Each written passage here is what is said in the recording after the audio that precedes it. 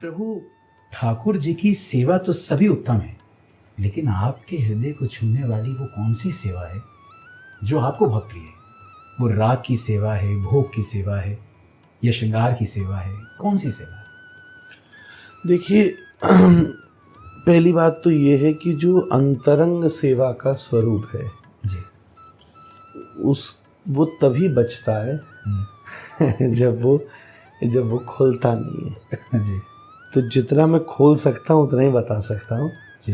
तो सेवा में कथा ही मेरी सेवा है।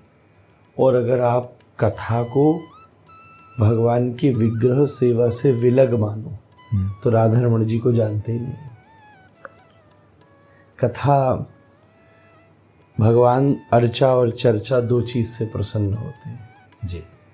तो आप मंदिर में अगर जाएं तो ठाकुर जी के जगमोहन और गर्भगृह में उनकी अंग सेवा होती है, ठीक सामने से उनकी राग सेवा होती है, और ठीक उसके ही बगल में एक व्यासपीठ लग रही है जी। उसको बहुत लोगों ने बहुत गंभीरता से नहीं देखा है, पर वहाँ श्रीमद् भागवत भी विराजमान है। नित्य नित्य राधा रमण जी भागवत सुनते हैं, नित्य सुनते हैं। तो मैं प्रत्यक्ष, और प्रत्यक्ष न हो तो अप्रत्यक्ष, आज ये इतने तक ही मैं बता सकता हूँ कि मैं नित्य उस आसन पर बैठकर राधा रमण जी को भागवत जी का पाठ सुनाता। और ये जो सेवा है ये गर्भगृह में अंदर है? नहीं, तो बाहर है। अच्छा, बाहर है। जो मेरी गर्भगृह की सेवा वो नहीं बता सकता मैं जी। ये तो बाहर है जहाँ से आप दर्शन करते हैं। हाँ। तो जब राधा रमण जी की तरफ मुख करके खड़े हों और अगर आप उल्टे हाथ की तरफ देखें तो एक व्यासपीठ लगी हुई है, वो राधा रमण जी की ही व्यासपीठ है।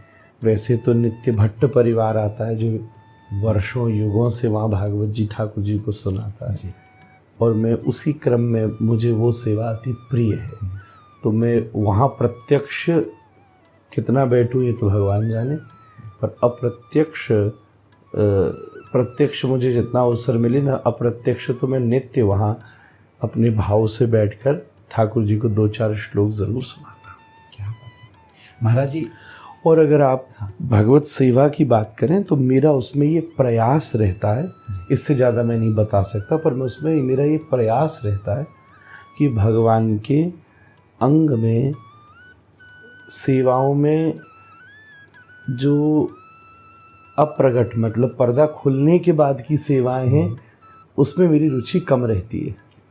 पर्दा बंद होने के बाद जो भीतर की सेवाएं उसमें रहती है। अब आप मुझे बार बार उकसा रहे, मैं इससे ज़्यादा बोलना नहीं चाह रहा था, फिर भी अगर मैं थोड़ा और आगे एक कदम और बढ़ूं तो उस सेवा में भी जो मेरी अत्यंत प्रिय सेवा है वो है श्रृंगार उतारने की सेवा। ये केवल कोई प्रेमी जान सकता है। ये मैं समझ सकता हूँ महाराज, और ये मुझे उत्तर की मतलब मैंने सोचा भी नहीं था मुझे ये उत्तर आपसे मिलेगा, क्योंकि ये उत्तर तो वो ही बता सकता है जो बिल्कुल मतलब मैं आपने बिल्कुल सत्य कहा। क्योंकि वो मैंने आप ही के परिकर में सुनी थी बात कि आम मीठो है, अब कैसो मीठो है, कितनों मीठो है, दूसरों रखो है खा के देख लो। तो वो तो घर के, हम अपने जब घर के ठाकुरों की उस भाव से सेवा करेंगे और कितना ही उन पे श्रृंगार उनको लगा दें, कितना ही चंदन लगा दें, कितना ही स्नान करवा दें, लेकिन जो सेवा आपने बताई वो तो वो एक प्रेमी ही कर सकता है। हाँ, मैं उस पर मैं चूकता नहीं हूँ अगर मुझे अवसर लग जाए। अच्छा। जब ठाकुर जी के दर्शन हो गए तो निश्चित रूप से श्रृंगार करने में भी मुझे आनंद आता है, उठाने में भी आनंद आता है, मंगला भी चला जाता हूँ, भोग हर चीज़ सर्वश्रेष्ठ है। पर अगर कोई मुझे ये कहे कि आज आपको एक ही चीज़ करनी है दिन भर में, जो एक चीज़ कौन सी करना चाहते हो और खुला छोड़ दे जी, तो मैं इस चीज़ का प्रथम चुनाव करूँगा कि जब दर्शन विश्राम के बाद श्री जी अपने निज आसन पर पौड़ते विराजते तो जो फिर हल्को की हो जावे।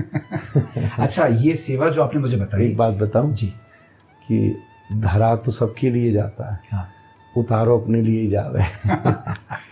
बहुत सुंदर महाराज। हम के आंगन में जब क्रिकेट खेला करते थे जी, अब बाप को तो मिलेगी। उसमें मुझसे आगे कोई नहीं जा सकता। श्रृंगार उसको नहीं कहते जो अंग को ढकता नित्य राधा रमण जी भागवत सुनते। मैं अपने आप को अपने गुरु जी का पक्का चेला मानता हूँ। आपका प्रिय भोजन क्या है? तो वो आलू और चावल मिक्स करके, धीरे में कृष्ण जी महाराज भी आ गए तो सबको खवाए, हमने सबने मस्ती से खाए। अगर बन गई तो अच्छी धोती बांधना, नहीं बनी तो अच्छी लंगोटी बांध लेना। सत्य जी। जो मेरी गर्भगृह की सेवा वो नहीं बता सकता मैं। कैसो मीठ होए, कितनो मीठ होए, दूसरो रखोए, खा के देख लो। गुरु को पकड़ लो बस।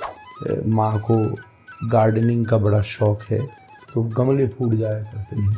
द्वापर में कृष्ण यशोदा ने दिया था, कलयुग में कृष्ण गोपाल भट्ट ने दिया। इस वक्त तो मुझे आप भी अपूर्ण लग रहे हैं।